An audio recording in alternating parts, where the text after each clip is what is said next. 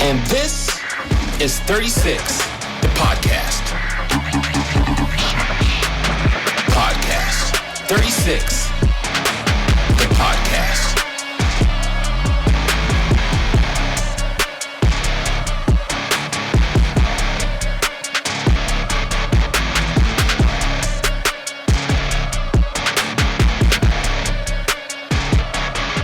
And this is 36, the podcast.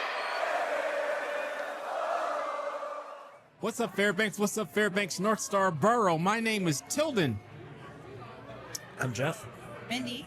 And this is 36 the Podcast. Today on 36 the Podcast, we're joined by Hannah Hill, the Executive Director of Breadline Incorporated, right here in Fairbanks, Alaska. Hannah leads one of our community's most vital nonprofits, working every day to address food insecurity in interior Alaska. We're talking about the mission of Breadline, the importance of community support, and one of Fairbanks' favorite events, the Soup Off 2026. The annual soup competition that brings people together for a great cause and good eats. Hannah, welcome to 36 the Podcast. Thank you so much for having me. Yes. So I think I've asked a while ago, and we finally had a chance for our schedules to work out, and so here we are. I'm really excited. Yeah. So so thank you for being here, because what you guys do in the community, it's really needed, and it adds a lot of value to the Golden Heart City. On that note, though, what we will not be doing today, because this is a Friday, and you guys know that we normally film on Saturday, and they have a cask that they do every Saturday. So we won't be doing that today because it's Friday and they don't do that type of stuff on Fridays. However, what we will do is we have a little change up. Since this is 36 the Podcast, and let's go back a little bit. 36 the Podcast, it was a group of us sitting around this right here table back in January or so of last year, I think it was. Yeah. So back in about January, right? No, it's December. The idea started in February. Okay. So back in December, January last year, we were sitting around this table, and somebody made the comment after a good conversation, man, this would make a good podcast. And so the wheels got to churning, and we made a podcast, and we called it 36 the Podcast. Now, the reason it's called 36 the Podcast is because before Hoodoo got their liquor license, you were only allowed to drink 36 ounces of beer here. So over 36 ounces of beer, we had conversations. So that's where 36 the Podcast comes from. It's clever. All right. So since it's not Saturday, and since this is a show where we drink beer and discuss stuff, do you drink beer, Hannah? I do drink beer, children. Okay, and so what would be your go-to beer on after a long hard day serving the community at the Breadline? I always enjoy a delicious Kolsch. Okay. Now, it's pathetic. I'll tell you what. I'm a complete and utter Philistine when it comes to beers. Yeah. I like a yellow beer. Yep. I like it to be very cold. Yeah, exactly. And that's really it. But I was a bartender for 13 years, so there's a lot of beers that I appreciate the pour of. Okay. I love the way that a beer feels when you pour it, the way that it fills a glass. And historically, Hoodoo beers, actually not sponsored, have been excellently beautiful pouring beers. I've always enjoyed them in particular. Okay. All right. Well, once again, we have Madam Mayor, Mindy O'Neill. She's sitting in for Brandon. Brandon, he's still doing hockey dad stuff. I think they went down to Anchorage this weekend, so they're down in Anchorage this weekend. So once again, we have Madam Mayor, and she's filling in. Madam Mayor. Nice to be here. Do you drink beer? I love beer. I'm from the Midwest. It's Okay, all right. And now, so what? Okay, are you a Pilsner? Are you an IPA? Are you a lager? Are you a stout? Well, I like beer so much I have to, I have different beers for different situations. Oh, but okay. If it's a regular day, it's an IPA. Okay. I'm a big IPA person. I like the hoppiness of it. I like the floral tendencies. But if it's a Sunday morning, Yep. it's a dark. It's a dark beer. Okay. Dark, Okay. So yeah. like a stout, A oatmeal. stout, yeah. Okay. Right. All right. Yep. All right. Good deal. Jeff, what about yourself? I mostly just stick to the IPA. Okay. So you're an IPA guy. Just just straight up, I'm an IPA guy. Is there any particular IPA, any particular content? Because those IPAs, they'll get you. Oh, I don't know, man. I mean, I mostly drink the Hoodoo one, so Oh. I have a keg at home. They So. got easy ones. They got fruity ones. They got crisp ones. It's bespoke. Yeah. Well, he's just an IPA guy. He doesn't really like. Yeah. He's kind of quiet sometimes. No, this is like my preferred IPA right here. So. No? Yeah, Hoodoo makes a pretty darn good IPA. Okay. Look, I'm gonna be honest with you, and I take a lot of slack for this. I'm a Pilsner guy. I'm a Miller Lite guy. However, when I'm at Hoodoo, so when I'm at Hoodoo, I do. Now they came out with their own Pilsner, so I'm all over the Pilsner, but Kolsch is my go-to, and they got a bitter, they got a Kolsch, and they've got the new Pilsner that was released like last week. So between three of those, I'm happy right now. I don't know what else to do. It's Pilsner. I didn't know. Yeah, exactly. So on that note, what we're going to do is we're going to get into some questions. Are you ready? Yes. Okay. All right. So, Never been more ready. all righty. So on that note, Hannah, for listeners of 3060 Podcast who may be hearing about Breadline Incorporated for the first time, what is the organization all about, and who do you serve here in Fairbanks? It's a big question off the bat. So the Breadline is an anti-hunger organization. Okay. Broadly. And we've been serving the Fairbanks community since 1984 in many iterations and many different places. But the mission's always been the same, making sure that we're feeding people and affirming lives. Okay. So we run a weekday soup kitchen, and that's probably what we're most known for. That's the Stone Soup Cafe. That's our longest and biggest program. But we also have a very successful culinary job training program. We run an unfenced community garden in downtown Fairbanks. We're part of the community meals program at the Southside Community Farmers Market. We also do youth projects with other local agencies to get kids involved in volunteering Okay. at an early age. Okay. Plus many more, but that's the long and the short of it. Okay. All right. Good deal. Okay, so since you're the executive director, what brought you to the Breadline Inc., and what made you say yes to taking on this role? It's funny. Originally I was the administrative coordinator at the Breadline. It was my third job so that I could pay for college. And I took the job, and I was hired by Jennifer Jolis, her administrative coordinator. And when she was interviewing me, she said, "Where do you see yourself in 5 years?" I, being some kind of way, said, "In your seat." So a year later, there was she stepped down and another executive director came on. And at the time, they were like, "You had the opportunity." But in that year, I had really learned, oh no, it's a much bigger job than I anticipated. Yeah. So I was like, I want to learn more. But that executive director passed away suddenly and unexpectedly. Oh, wow. And in that moment, the rest of the staff was like, "We just don't, please."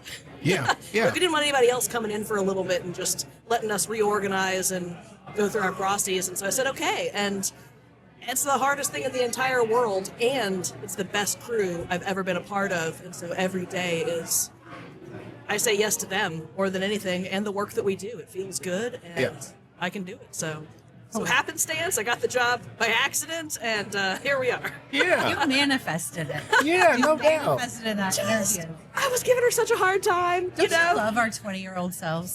Our really young-year-old selves, or you're just cocky? Yeah, that's awesome how you put that out in the universe, and it came true. I think it was even before that, because before any of this, I'd actually applied for the executive director position, again, very much like on a whim, years previous when it came open. I was like, yeah, sure.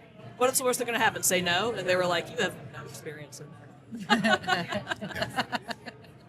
So yeah, some amount of manifesting.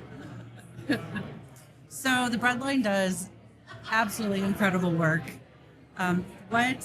So from where you sit, what does food insecurity look like to you in Fairbanks? Fairbanks. Alaska at large has such an interesting using interesting in like big air quotes, interesting landscape for food insecurity because we are such a unique state. The size of us is difficult, so a lot of times food insecurity can look like food not making it out to villages. Food can sit on a runway when the plane can't fly and just rot in a hangar. Nothing to do, can't fly, can't get out there, so then there's just literally no food. We also have issues of food insecurity around the ways that people historically got food in Alaska. That impacts a lot of people locally. Fishing not being as good, hunting being more difficult. And in these circumstances, people oftentimes can't provide in ways that we have abundantly in the state. So in Fairbanks itself, while we are on the road system, we have planes that fly here regularly, we do have a lot of wealth inequality, like anywhere, like everywhere in the entire world. So food insecurity just looks like not being able to make ends meet. And some of the things that I know about it are that people will almost always choose food last when they're experiencing struggles. They will pay bills, pay rent, pay for medicine. They'll absolutely make sure their children are fed first, and they're the last ones on the thing. So food insecurity looks like somebody without any other choices. Right. So if we can provide a hot meal in a safe space, we're doing that. Right. Okay, so what's something people might be surprised to learn about who uses the Breadline services? Well, I think kind of back to Mindy's question, like what does food insecurity look like? Oftentimes I think when people think of somebody using a soup kitchen, they're like, oh, it's somebody who must be homeless. But that's not wholly true. Like certainly we serve folks who are unhoused, but also we serve a lot of elders. Bunches. Really? Yeah. People Okay, now so what's an elder?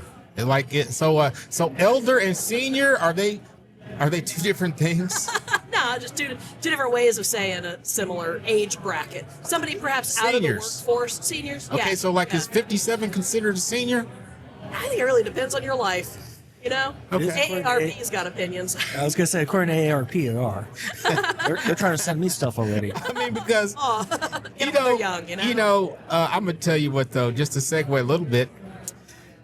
I love soup, right? I know you love soup. Like I eat soup every day for real. Like I go somewhere and eat soup every day for real. And sometimes I look at your chefs preparing the stuff for the Breadline, and I'm like, oh my gosh, I wish I could go in there and give me a bowl of that soup. But I digress. I digress. You're welcome. We are literally for everybody. Anybody wants to come have a meal with us, it's welcome, and it's not like anybody has to qualify for it. We're there for anybody that wants real good food. We've had all kinds of folks come have meals with us for all kinds of reasons. Oh, really? I think it's great, Okay. Yeah. All right. Well, look here. You see that soup being good, come down. I'm gonna pop in there for real. I'm gonna pop in there for real. Yeah. Okay, so on our podcast, community has been a big theme with us. We've interviewed the food bank here, the mayor of the borough mayor. Mm-hmm. So how does the Fairbanks community show up for Breadline Inc.? How don't they show up? I tell you, everything that is accomplished at the Breadline is accomplished because the community supports us. Yeah. We have something like 150 volunteers across our programs throughout the year. Oh, it's 150 people that get up at 7 a.m. to come do some who knows what, and it's astonishing. Or they haul our recycling, or they go and do the food bank pickup 3 times a week, or they work in the garden, or they just come to cleanup day. Help the soup off. There's so many ways that people show up for us because we have a staff of 6. And last year we served 73,327 meals.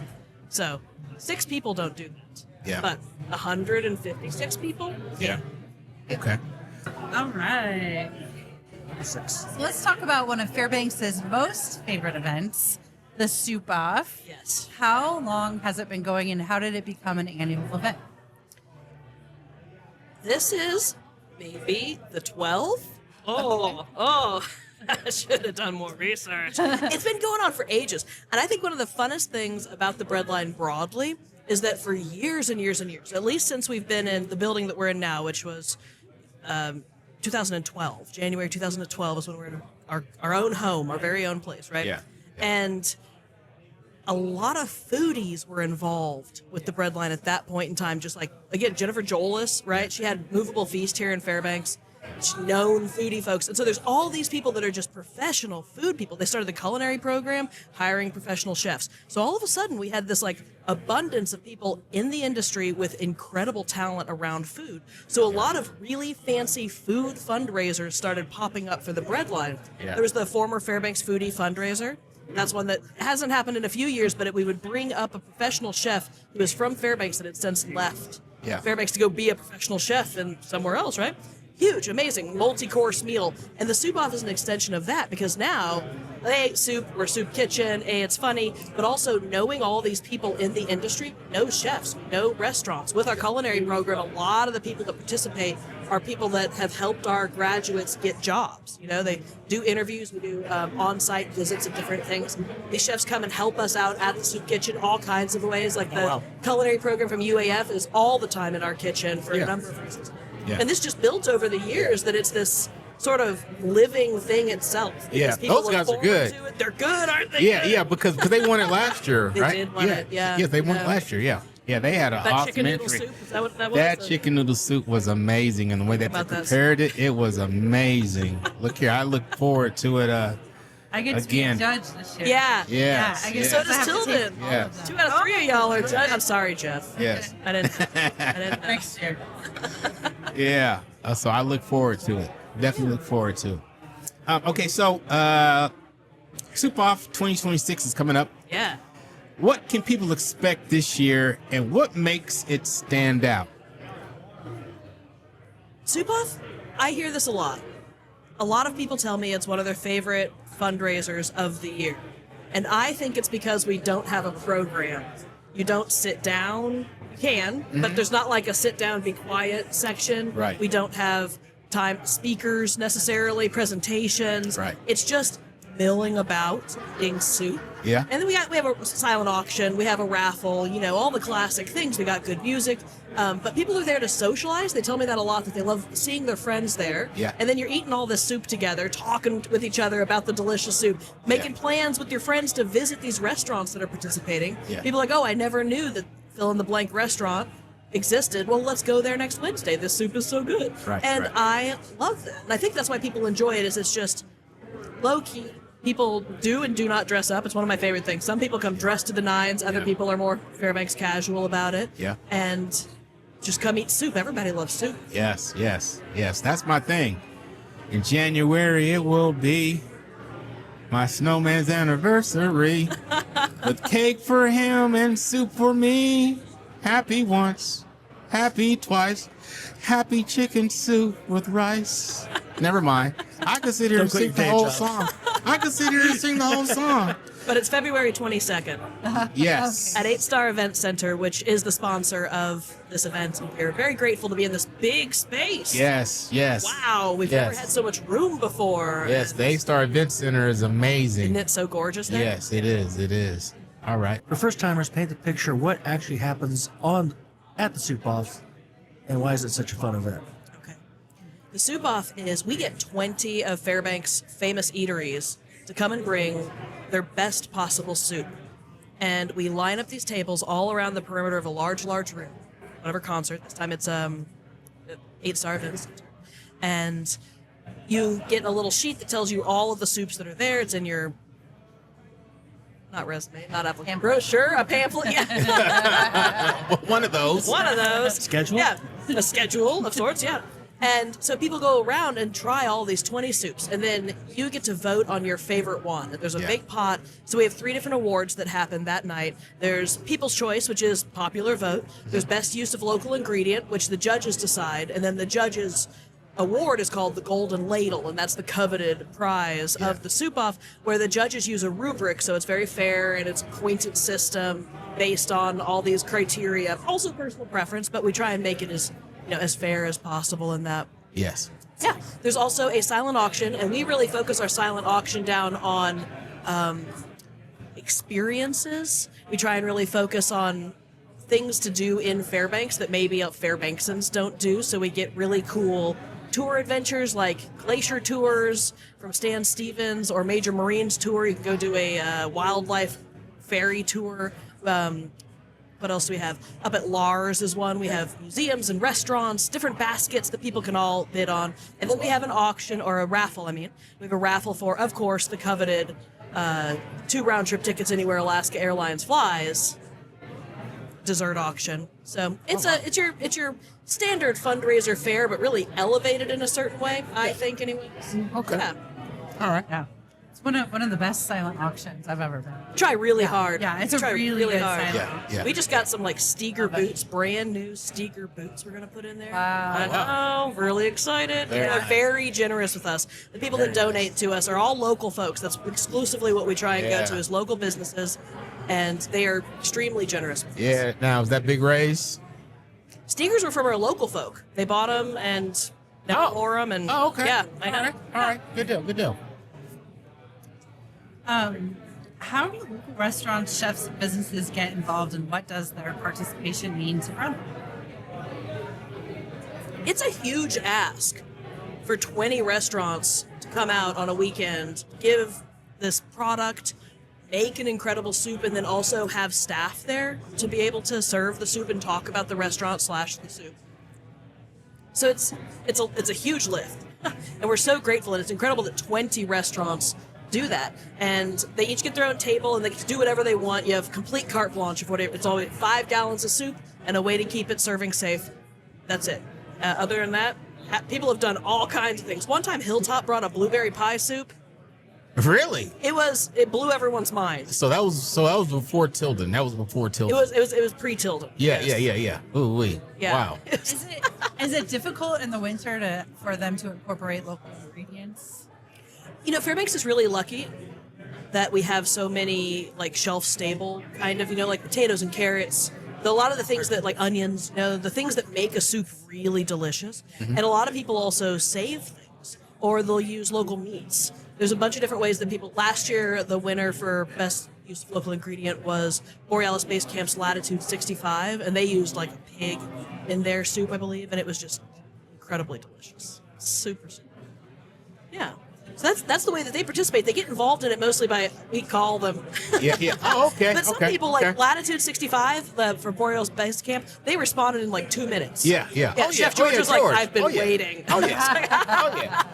Oh yeah. Like, they know it's regular. So we have the regular ones that we call, but we also try and like think of new places, people that haven't come before. So we really try and give a broad shot. Also because there's so many good restaurants in this town that we want to have as wide a diversity as possible to really showcase what Fairbanks can do. Right. I say 1 year Empanada House won it. Yes, they did. And they don't even serve soup. They're normal. Man, look. And for a very long time, you went to Lane's Quickie Tacos and they had our almost award-winning soup. And then they finally won, and they're like, Yeah.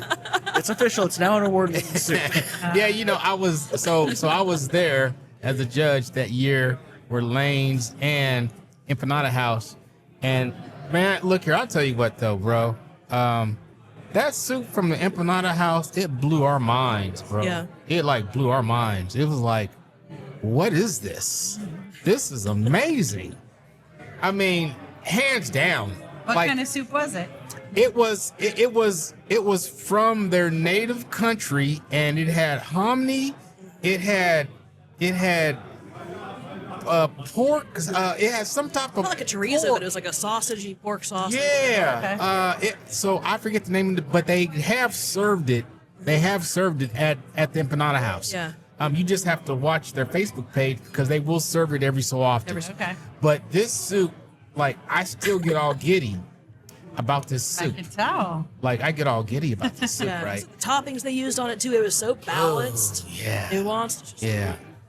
And so, unfortunately for everybody else, that's my gauge, right? Like I judge. I still remember, and I remember how I felt when I first took a sip of that soup, and it, like, that's the gauge I'm gonna judge you at. It's like, is your soup gonna make me feel how I felt 3 years ago? You know, High bar. exactly. But people up to the challenge. She had the chicken noodle soup last year Ooh, from CTC. Yeah. There's they were making it on the so many- spot though. The way that they were doing the noodles and everything. Yeah. It on was the spot amazing. noodles.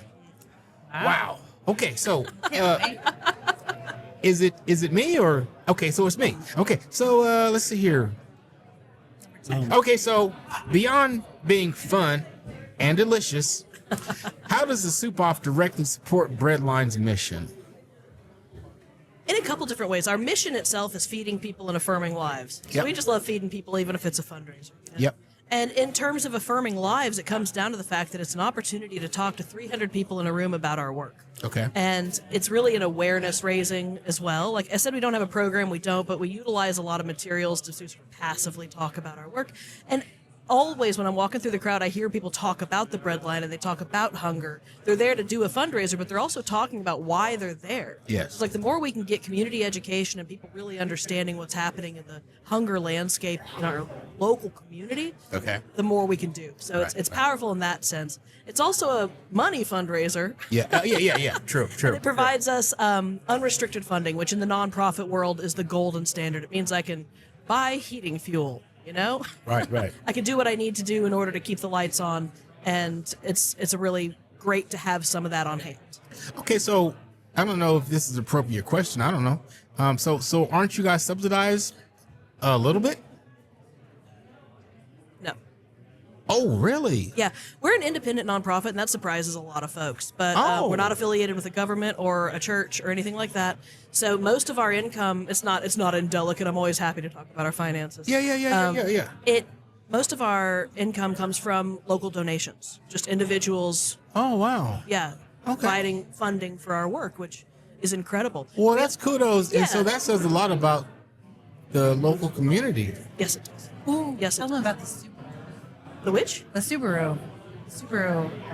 Don't you get like yes. So one way that people support us locally, so this is like a corporate donation comes Yeah. to us, right? It's Subaru Share the Love. Yep. And that's through Kendall Automotive here in Fairbanks. And so for a portion of the year through this national project, Yeah. they donate, I think it's like $250 per new Subaru sold.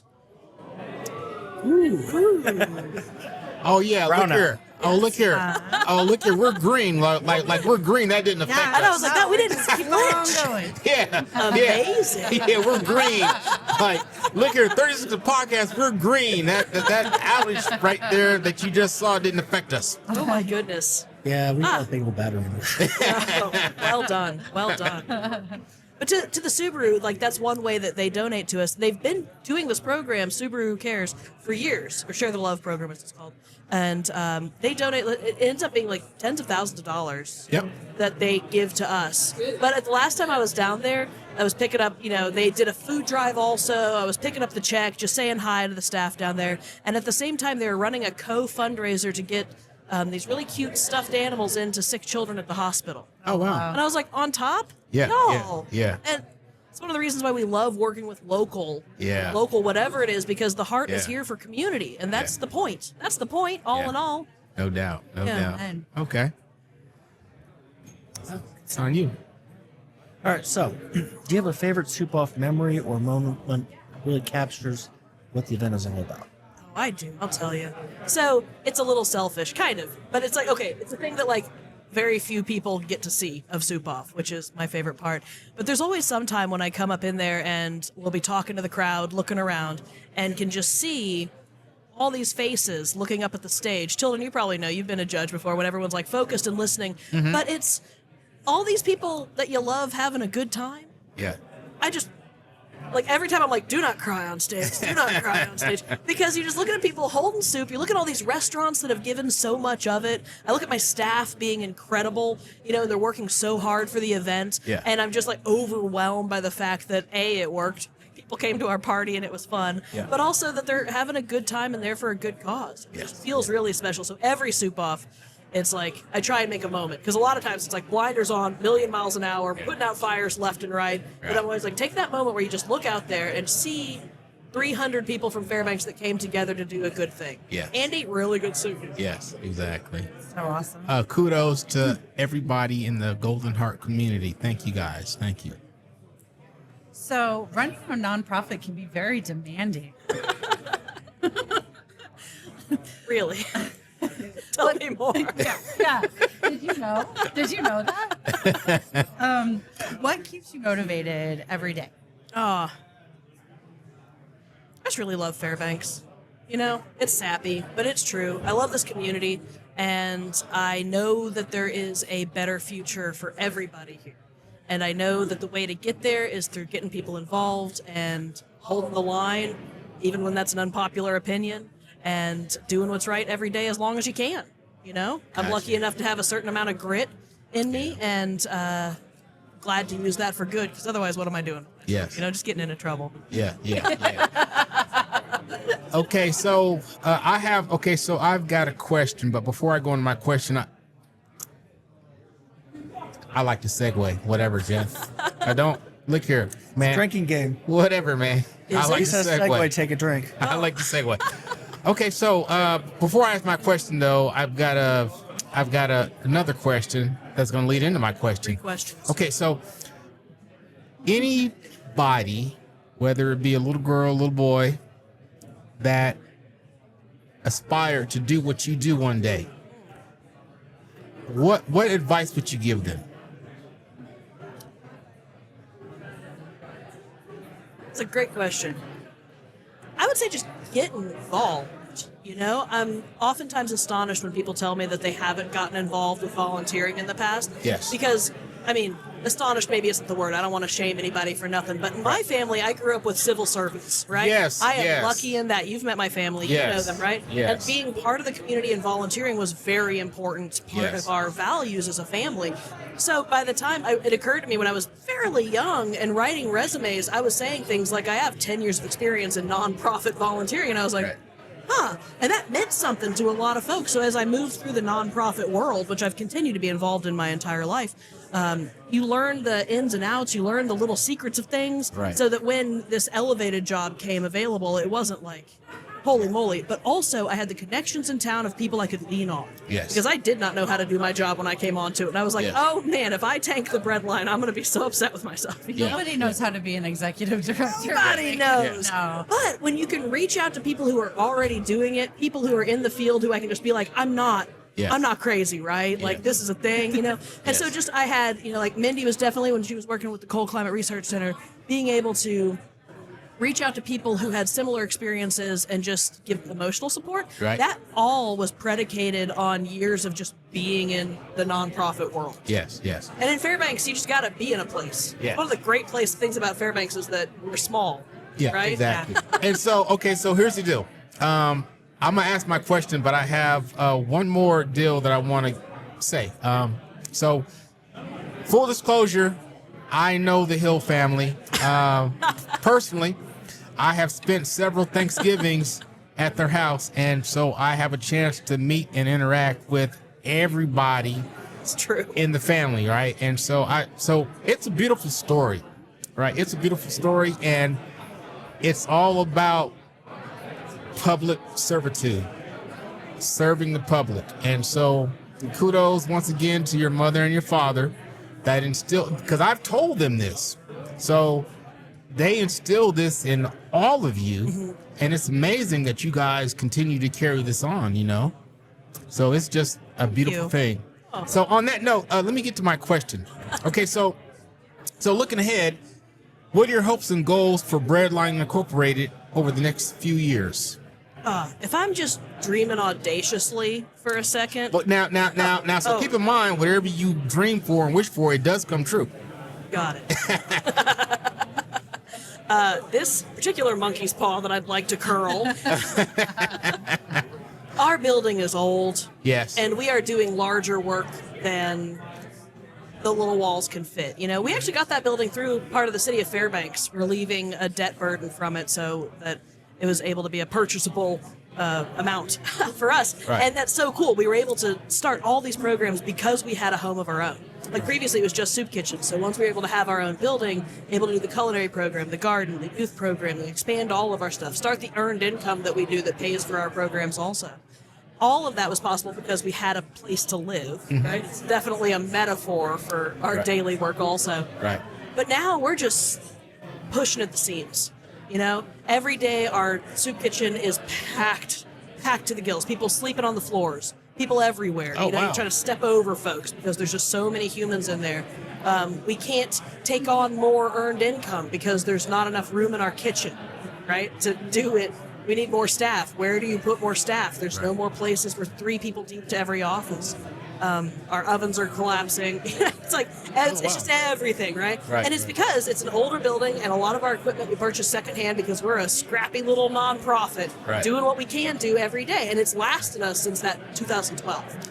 And also, I can tell you, in the last 10 years alone, the Breadline has seen a 96% increase in service. Oh, good Lord. 96. 96%. 96%. 96% of that. 60% of that happened since 2002. Oh, wow. Yeah. So if we were like a making money business, Yeah. we'd be doing real good for ourselves. Exactly. But we're not. Yeah. So we continue to do this upscaled work just in a tiny, crumbling building. Yeah. And so I manifest for us a new space that's bigger and more modern and is meant to be a commercial space, something with walls and doors that work all the time, boilers that make sense, built in this century, I don't know. So that's really what I manifest for us. And we're doing it step by step. The thing is that need is really outpacing our growth, like as an organization. And we are growing. We are meeting as much as we can, but community need is just outpacing our ability. Because every couple of years, I'm like, we're going to start a capital campaign. This is it. We're doing it. And then it's like a pandemic. And we're like, okay, so maybe not. Yeah. All right. I was like, okay, we're going to do it. We're doing it. Capital campaign. They're like, or snap backlog at the state level. Yeah. God, you're like, no. Did you guys have a program that will for like people to maintain your equipment because it is older and it does need to be maintained? Do you guys have a program that anybody who is wanting to learn how that skill can come in and they maintain your equipment, and then probably you get like an appliance store or local appliance store to donate whatever part is needed to be repaired? I think like if wishes were fishes, that would be a really great way to go about it. But we have what we call a Franken building right now. Okay, so you do have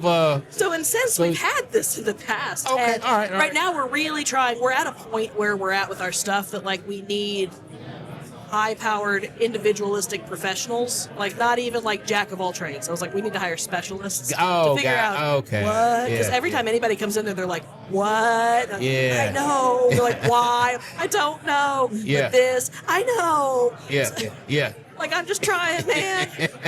So it's very much like, and it's because it's kind of like everything, right? It's the hot water heater and the boilers and the HVAC and the So, I mean, we're taking care of things one thing at a time, and we're just going to get through it like we always do. But if I'm manifesting something in the next couple of years, the magical fairy godfather gives us $1 billion and get $1 million. That's not even what a building costs anymore, but something along those lines. And we're able to grow into the space that we can, or we combine forces with another local nonprofit doing similar work.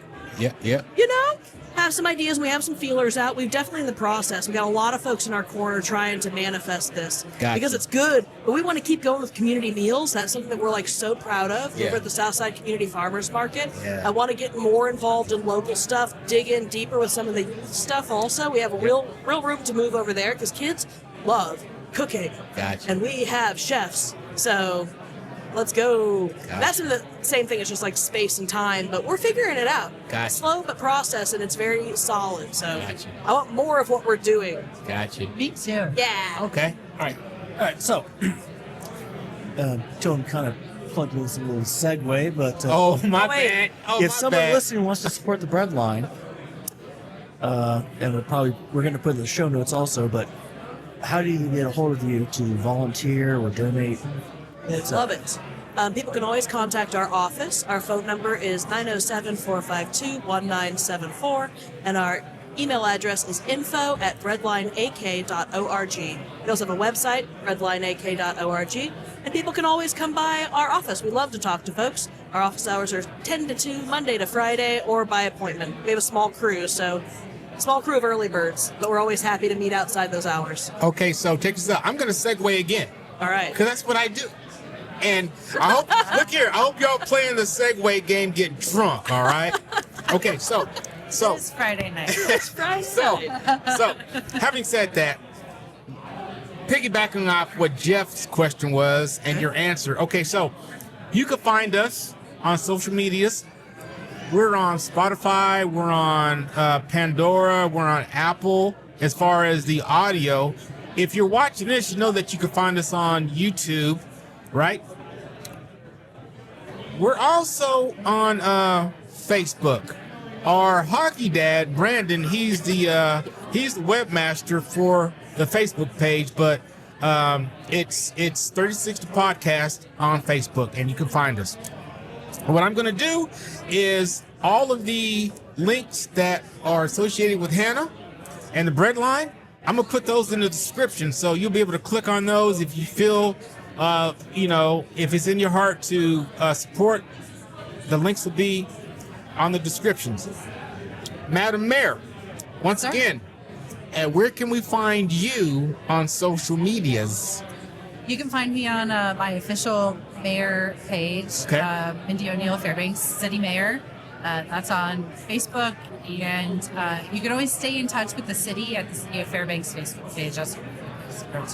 Okay, so I'm going to actually include all those links on the description or in the description, so you guys feel free to go in and check them out. And on that note, I believe, now, this is going to be, how much time do we have? Oh, yeah, we got about an hour. We got an hour. So you have the last question. Yeah. So you're going to take us out for the official portion of this podcast. However, we're going to take a little break, and Hannah, if you're up for it, we're going to come back after we take a little break, and we're just going to free flow, like off the top of our head, questions for you about the bread line and about community and all that kind of good stuff. I love it. Okay, so on that note, Madam Mayor, go ahead and take us away. Yeah, so the final question is, what is your personal go-to soup? How does one win the soup off? Ooh, that's a tough one. Well, I don't get to judge the soup off. So that would be a conflict of interest. I don't get to judge, and our staff doesn't get to compete. Because again, conflict of interest. Yeah, Right? yeah. They tend to enter anyways, just because they like to do it. So I feel like I'm in Camp Tilden, where I'm like, I love the soup that's in front of me for the most part. But my favorite soup that I get to have regularly, and I'm so lucky for it, our Chef Leanne makes an incredible borscht. Oh, I love it. Oh, really? Love a good borscht. And hers is just so good. So every time she's like, I made some borscht. I'm like, When does Chef Ann make this? she makes it for lunch for us sometimes. It's just a little special treat. I will, look here, I'm going to have to make my way. I'm going to have to I'll make tell you, my I'll way text you, by Tilden. there. I'll text you. Yes. Tilden wants a job with the I bread know. line. Yeah, soup jobs what he wants. Boom. Exactly. Okay, so on that note, what we're going to do is we're going to take a little break, and we're going to come back, and we're going to do some freestyle, just off the cuff questions for Hannah, and then we're going to finish up. But we'll be right back. All right, so welcome back, Fairbanks, North Star Borough. If you guys are still with us, this is the freestyle portion right here. We like to call this, where we come up with questions off the cuff for Hannah, and just to keep it real, right? Just to see what the answer is going to be, because you know what I'm saying? 'Cause we can be kind of nosy sometimes. So I've always wondered about that expression, keep it real. It's like, are you able to like go into like fiction or something? Well, okay, so keeping it real is okay off the cuff. You know, like you are who you are You're not being fake. every single time you're approached. Just keeping it real, like that's your character. Like your character, that's you, and that's how you are, regardless of if we're talking today, we're talking There's a week another from now. cape coming in. What's that? There's another cape coming in. Look here, it's a cape thing. I'm telling you. I do have something that looks like that. It Do doesn't have a you? hood, but So that's a poncho, though. I think. a poncho. He's cape adjacent. Well, you know what? Yeah. I think I could get away with the poncho. I mean, There's a lady at the PX selling ponchos. Oh, Poncho's like a gateway drug to capes, though. You gotta look out. No doubt. if you're gonna wear a thinking- poncho, you gotta have the well, you have cowboy hats. Well, I got cowboy hats. You gotta wear that. Yeah. And Do you a need dirty Harry. You need a 36 Navy. I'm thinking we could do that. A Dirty Harry. Yeah. No, Boom. no. Yeah. Okay, so Dirty Harry didn't wear a poncho. look here. Okay, so what we're gonna do is we're gonna get back on track real quick because we can go down fantasy lane all damn night. We love that, Lane. Okay, so we're gonna just shoot off the cuff, right? Well, so I did write these down, right? Oh. But just so I wouldn't forget them. All right, so if you were okay, this is a two-part question. Okay. Who is a famous person that you would like to meet? And if you met him, what would you like to discuss over a cup or bowl of soup? Oh. Why does it have to be a he? Yeah, I caught that. I caught that. If you were to meet a famous person and were able to sit down and enjoy a cup of soup with him or her, Right. what would you like to discuss, or what would you discuss while having that cup of soup?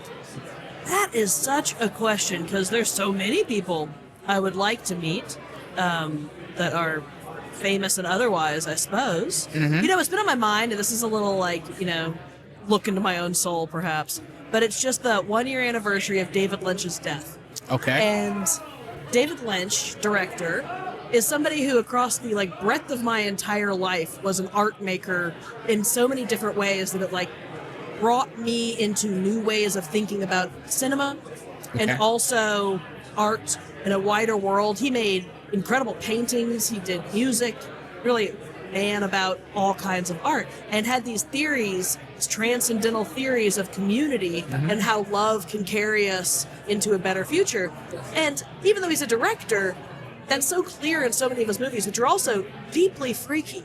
Okay. And I love that. Okay. I love his deep freakosity and also this message of love. Okay. And he was a real foodie also, so I can imagine having a good soup with the man. Gotcha. And just talking about art and its place. Well, we have art in order not to die of truth, right? So Yeah. that's what I want to know about. Yeah. Yeah. Okay, so anybody else got a question? 'Cause I got another question. Okay, so my next question is, okay, so if anybody is aspiring chef and they have an interest in coming in and getting their feet wet at the bread line, how would they do so? Well, we have an excellent culinary job training program that's Oh, you available do? to anybody. All of our programs are free to Okay. anybody who wants to come along, and this is a really great first step for folks. Okay. Maybe you've thought about you want to go, maybe further your education at the UAF, but you're not quite ready to make that commitment. Right. Or you just want to shape up some of your culinary skills. A lot of people that have gotten Serve Safe certification in the past want to re-up it and just kind of keep it out of the field for a while, want to see what's fresh. And so we've split that into two programs. We have a fall-time baking program that's a little shorter, just focused on baking. And that Okay. came out of feedback from both our students and the local employers who were like, we are looking for people that can bake specifically. Oh, really? Okay. Yeah, some people were anyways, yeah. All right. And also our students were like, the class previously was 12 weeks. They're like, that's a lot, especially if you're a single parent. God knows what's going on in your life. It's a bunch. So we split it into two classes, a 4-week baking program and an 8-week culinary program. Gotcha. So the baking program, just baking. Culinary program, a little bit of baking, mostly broad culinary skills. Gotcha. Different chops of knife, sanitation, that's a huge one. Taking how you order, how you inventory, how you scale recipes. It's really good. It's also very humbling. The first class, the first session, is making peanut butter and jelly sandwiches from a recipe. Peanut butter and jelly sandwiches from a recipe. No one has done it right yet. What do you mean no one's done it right? Everyone thinks they know how to make a peanut butter and jelly sandwich. What? Everybody knows how to make it. Do you know how to make a But peanut they're butter and not jelly following sandwich? the recipe. Exactly. You just two Yeah, slices Jeff. of bread. Jeff's got it. So here's the thing. Boom. They're giving you a recipe. And Okay. you're just going Okay, to grab recipe. 2 pieces of bread. You're going to grab the knife. You're going to go jelly, peanut butter, Bam. done. Boom, done. Call it a But the day. recipe is going to be like, first take your bread, apply peanut butter, then spin around 3 times or whatever. throw a pinch of salt over your shoulder of the gods. And apply jelly to another slice of bread. place breads together, cut at a 45-degree angle, cut off the crust if you're one of those Philistines. Something like that. Oh, wow. Exactly. Because it's really about, with the culinary class, it's not about what you know, it's about what you don't know. And it's about coachability.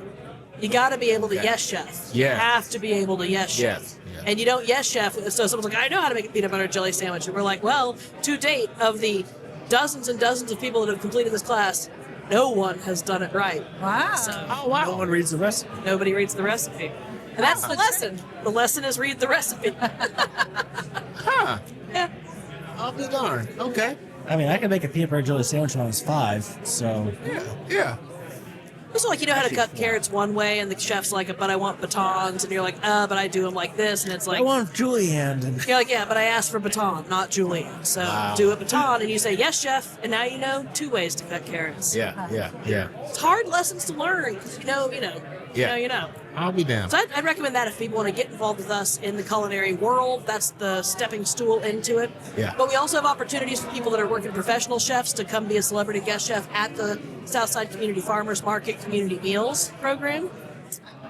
That was my next question. Ah, That was my next jumping question. ahead. Okay, so Wait, I have a question about the program first. okay, go ahead. If you don't mind. Go ahead. So, is there an application process?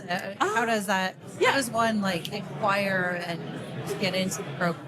Yeah, there's an application process, which is a little intensive. Our program is oftentimes separated out sort of into different classes depending on what is going on in people's lives. So we try and kind of put together classes also that are meeting people's needs where they're at, because we try and have really small classes also.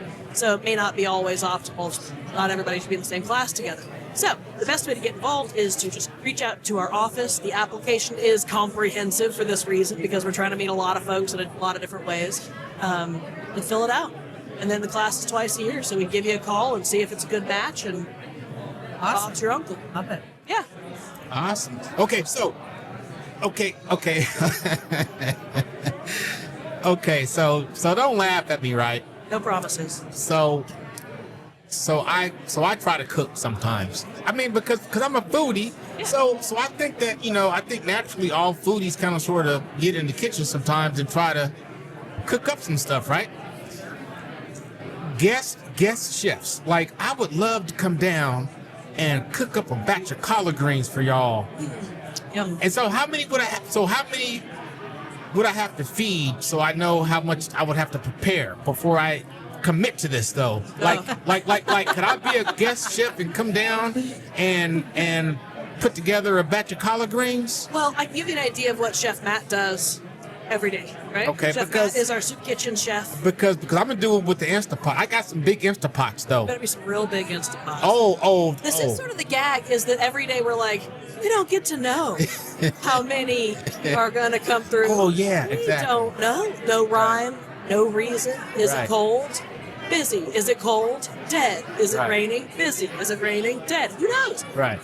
Right now, we're averaging about between 120 and 150 meals in Holy- the morning times. Holy smokes. Give or take. In the morning times. Yeah. Our meal service is at morning time. Okay. All right. We always joke, dinner is what's for breakfast. So Got it. What's time? What's time? Gotcha. Yeah. Gotcha. So Chef Matt comes in every day, and he sets up our coffee pots, of which we have 3 5-gallon urns of coffee. Mm-hmm. And you get those percolate, because it takes about an hour and a half for them to get ready. And then he puts together about 5 gallons of oatmeal, usually some kind of fruit. 5 oatmeal. gallons of 5 oatmeal? gallons of oatmeal. And he makes 5 gallons of soup, give or take, every day. 5 gallons every day. Every day, Monday through Friday. And then whatever entree he's cooking, like today it was a big old pot of chili mac. It's Friday. And we love a comfort food on a Friday. And he made a beef and vegetable with rice soup. I don't remember what the oatmeal was. It was fruity something. What? Yesterday it was raspberry. I don't know. It was gone by the time I got there. So Okay, I don't know. so I'm gonna don't know. retract my. I'm gonna retract my. I'm gonna make It's a y'all some lot. collard greens. People oftentimes are like, well, can we give you like our leftover half a chicken? And I'm Yeah, like, yeah, we whatever. can, You use can make stuff, but stock out of that, but we do. Oh boy, howdy, do we make so much stock out Yeah. of so many I things. Yeah. would think that the Costco rotisserie chickens make a lot of stock though. They could, yeah. We're like on a turkey scale though, Oh. really. So we bake off turkeys and use those in stock.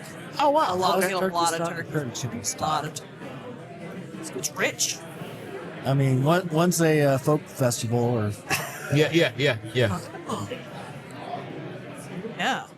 Yeah, all kinds. We do pork bone also, though. Like, whatever we have left over. The other thing we do is we hire professional, high-powered chefs. Everybody who cooks at our culinary program or at the soup kitchen are professional chefs. Chef Matt has been cooking professionally for like 35 years. High-end Good restaurants. Lord. He was brought up here to open Lavelle's. This is Chef Matt, right? Oh, wow. Like, he opened Lavelle's. He was the lead chef at that point in time. He's Yeah. always worked these high-end, big volume kitchens, and when he got around to a certain point of his life, he was like, I want to do something that's... So when did he quit working That's at meaningful. Lavelle's? Pardon? When did he quit working at Lavelle's? I don't know. He quit working at Lavelle's. He started working for us 11 years ago, and in between that, he worked on Fort Wainwright. Yeah, because Lavelle's is no more. Yeah, Lavelle's is Yeah, no more. yeah. R.I.P. Lavelle's. But no, he opened, like when they opened in 2001, they brought him up here to be there. Oh wow. To open the restaurant, which is a job that people have, is Yeah. opening restaurants. Yeah, so he was that guy for them. So that's like serious. Or like Chef Marisa, who runs our culinary job training program. She's a high-powered chef out of Chicago. She did like the major Denali restaurants working down there, and this is who we got. So Right. Who was it that did the TV show, reality show, whatever? that did- Lizzie. Oh, Lizzie. Hartman. oh yeah, Yeah. Yeah. Did she know anything for you, or? she has been a judge last year, right? Yeah. Last year she was a judge with Soup Off. Yes, she Pretty was. certain that was She was. last year. It's a blur. And the Was year it before last that, year? she's like Or was it with surprised us. Tommy G? Oh, though they all run together. You know what I'm saying? I'm getting old. Tilda, don't pop quiz me like this. I was like, I only know what happened, not when. I'll have to go back through the pictures. But then, like, one year she came and did a pop-up soup at Soup Off. It was so funny because she was out of town, so we hadn't been able to get a hold of her or something like that. And so she, like, She did it 2 years ago. That's what she like- And she was a judge last year. that's right. We Yes. didn't think she was coming, and then she shows up and she's like, Because got she an did- extra table. And we were Because like, she did what? like her dish was like purple. The color changing soup. It was color changing soup. She made color changing and soup. she put these microgreens on it. It was a phenomenal soup. Yeah, she's really But- good. But I love you, Lizzie. But it was the damn soup from the empanada house. That was the same year that the year. GR That won. was the same That year was that the she same did year that. GR won. Ooh wee. Yeah, that was a Yeah. cool year for everyone. Oh, it was just so wait. funny because she was got an extra table. We were like, Yeah. Lizzie, And so- Alaska, Lizzie's here. And What?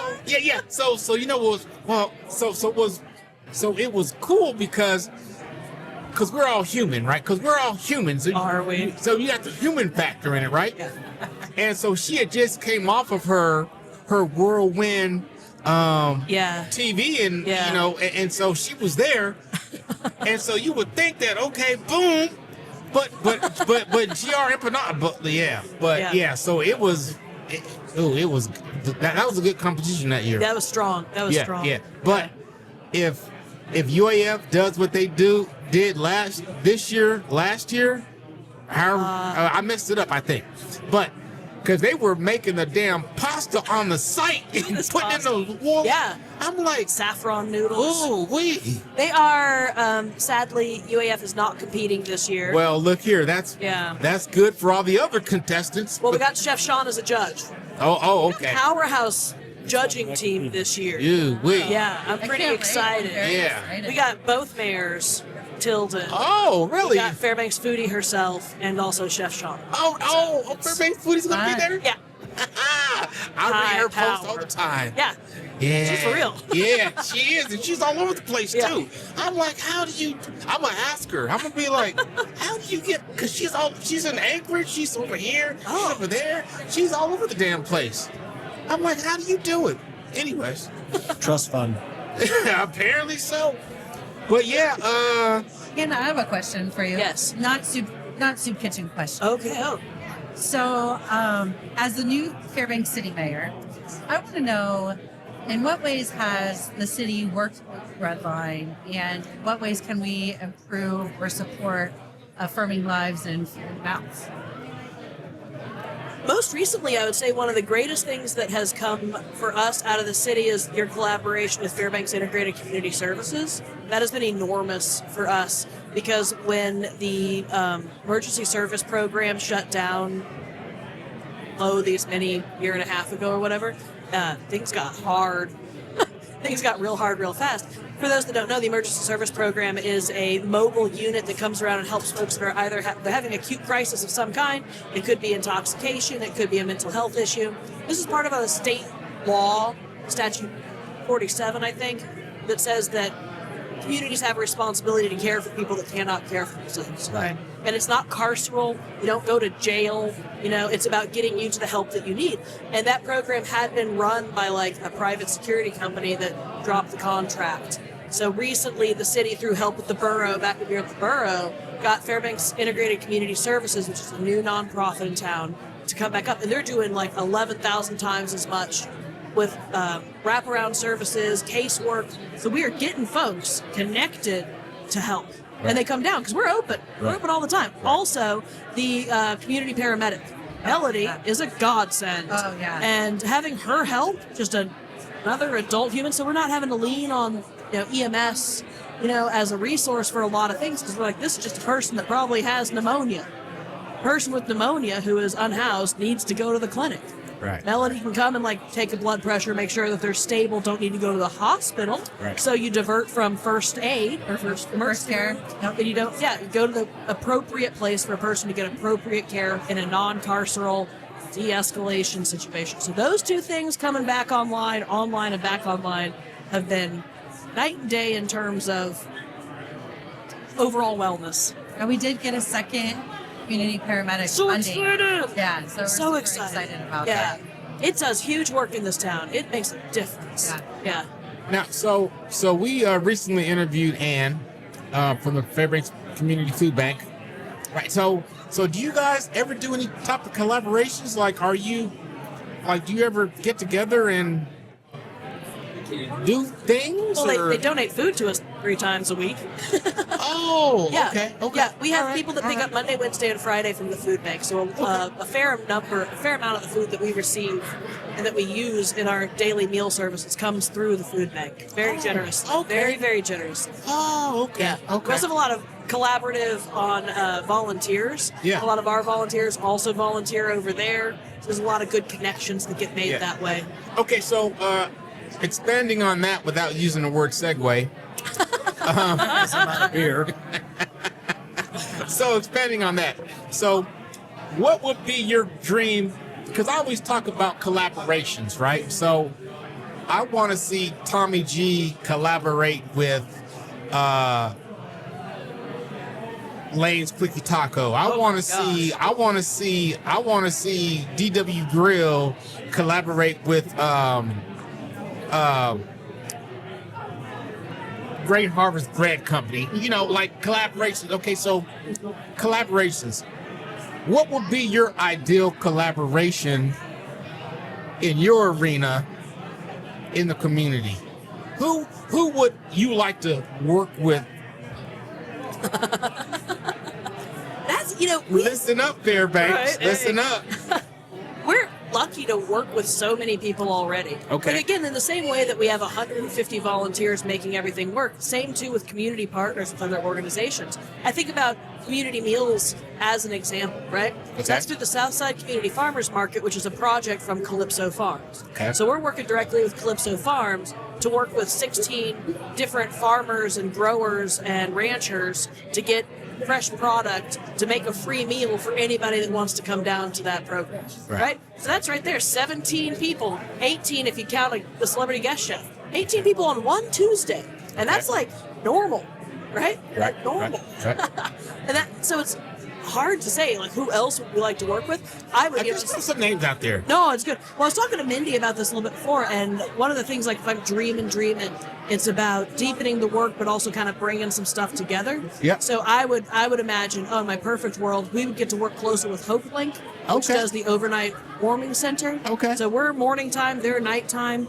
And if we had both a shared home that more work could be done out of in a more structured way. Yeah. Again, both of them are working out of places that are not like we're fairly commercial because we've been over the years we've Yeah. done that. Yeah. But we're still we got like household toilets in Yeah. our bathrooms, and every time I'm like, why isn't this like a Yeah.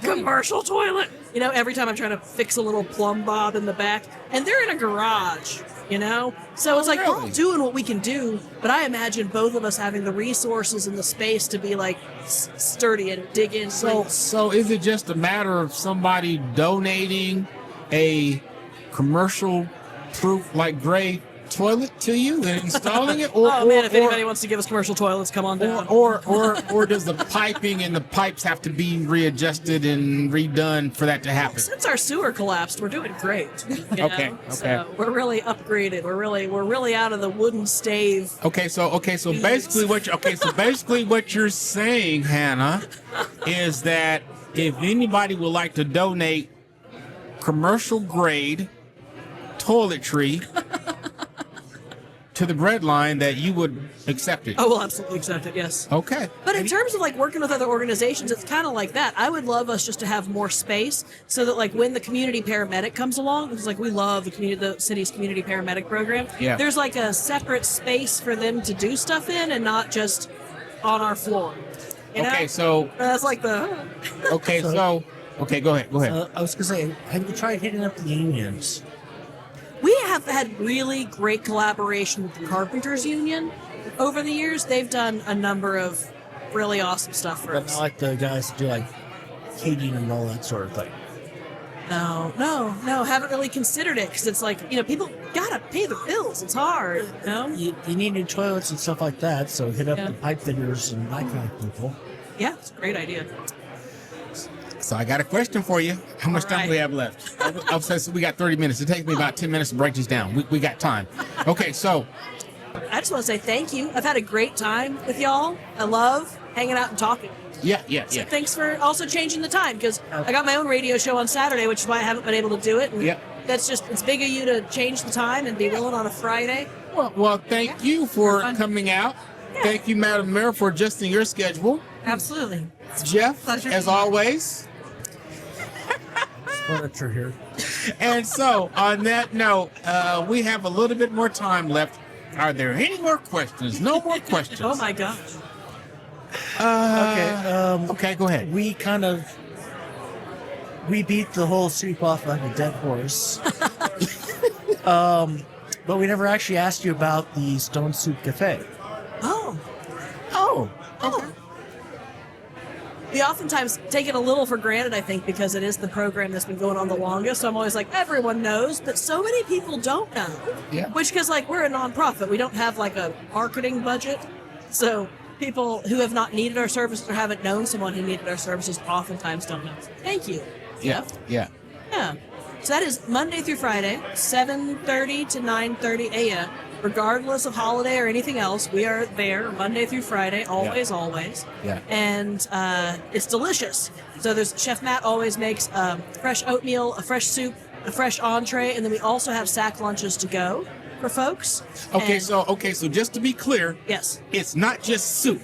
it's not just soup. No. Damn it. We Damn it. soup is a major component, Okay. and oftentimes the entree is kind of stewy. Yeah, know. because Stone Soup Cafe so it could be misleading because it misled me. I'm thinking I'm missing some good soup every There day. is always soup. Every single day there's Okay, soup. so there's a soup every day. Always, and it's different every day. Oh. Fresh homemade soup every single day, always different. Awesome. Always, yeah. We got some stars. Gotcha. People really like the yellow split pea soup that he makes. Okay, so do you guys do clam chowder every Friday like everybody No, else? no. Okay. I'm like, oh. And honestly, I think it's because telling stories here. Chef Matt doesn't like seafood so much. Oh, he doesn't? It's such a funny thing. He has an immaculate palate. He can taste things down to like the molecule, I swear. Wow. And he just does not care for fish or fishy things. Oh, wow. So well, it's a distinct lack of fish or fishy things Yeah. at the Stone Soup Cafe unless we score like really good salmon Yeah, or yeah. really good halibut, you know? Yeah. And in that case, big fat pans of it. He'll cook it for sure, Yeah, but he's yeah. not like going out of his way. So clam chowder, nah. Yeah. Like today was like a beef vegetable with rice soup. Very simple, but also like that's what people love. He really leans into what people want the most of. Yeah. And we try and kind of balance the meal to the soup. He's very conscious about that. Yeah. So today it was a very brothy soup because he made a chili mac for the entree. So that's like very like dense and carb forward. So he made a nicer light soup. So you don't just have, because if you had clam chowder and chili mac, Right. rolling people out the door. Yeah. You know? Right. Yeah, but we also are able to partner then with a lot of because again, name of the game is community. Name of the game is working with other folks because we are tiny, but with many friends, we're able to do a whole bunch. So we get people from the Food Bank of Alaska. Their SNAP outreach team comes to Fairbanks, drives and flies to Fairbanks to help people fill out their SNAP application or find out where they are in the process. Like I said, we got a community paramedic there on the regular. We got the public health nurses. They come down. People from Tanana Chiefs, Fairbanks Native Association, all their various programs come and spend time with us, meet up with folks, do casework there.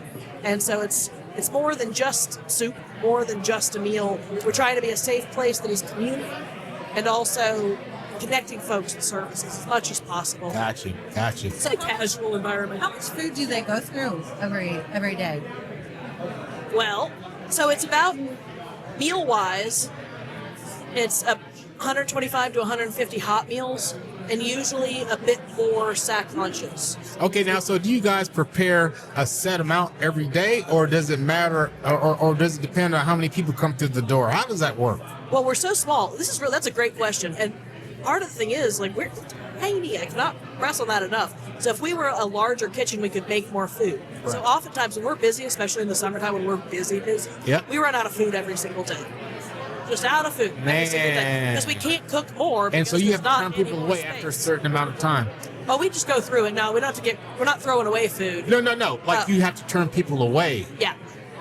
Well, we're always hell or high water so far, we've always been able to have stacked lunches. Okay, so what's a good time to get there? Okay, so what time should a person get there if they want to be guaranteed something to eat for that day? Usually the first hour we start running out of things. First hour? Yeah, Tilden, it's bananas when you see what's going down there. So usually it's the first, we run out of soup and oatmeal first, and then we run out of the hot meal, and then it's just sack lunches. So you oftentimes by the time we close, if you check us out on Facebook, Breadline AK on Facebook, Instagram, and YouTube. And we're going to put the links in the description. In the description. Yeah. We post our daily meal counts, both of what the menu is and the amounts that we serve. So oftentimes you'll notice that there's more sack lunches than hot meals. That is because we ran out of food.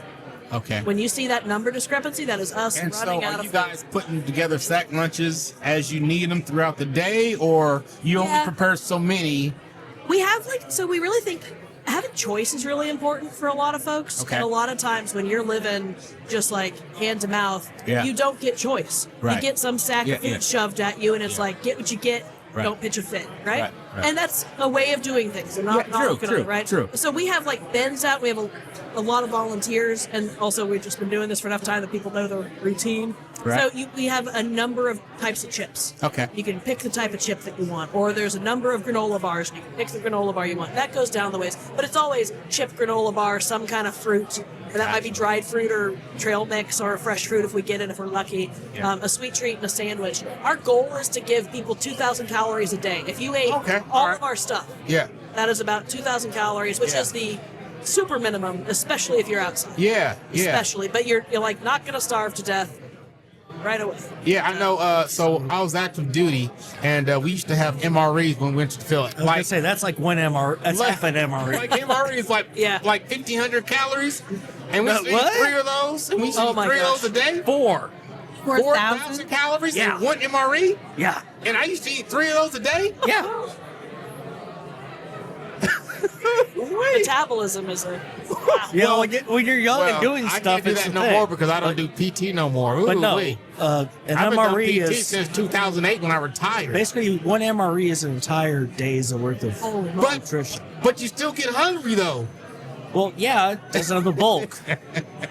Okay, so on that note, I've got to be a good moderator. Okay. And so it's time for us to say goodbye. Hannah, it was a pleasure to have you on today.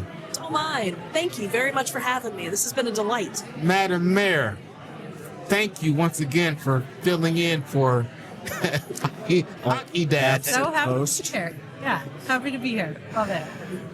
Fairbanks, North Star Borough. My name is Tilden, I'm Jeff. I'm Mindy. And I'm Hannah. and this was 36 the podcast, and we are out.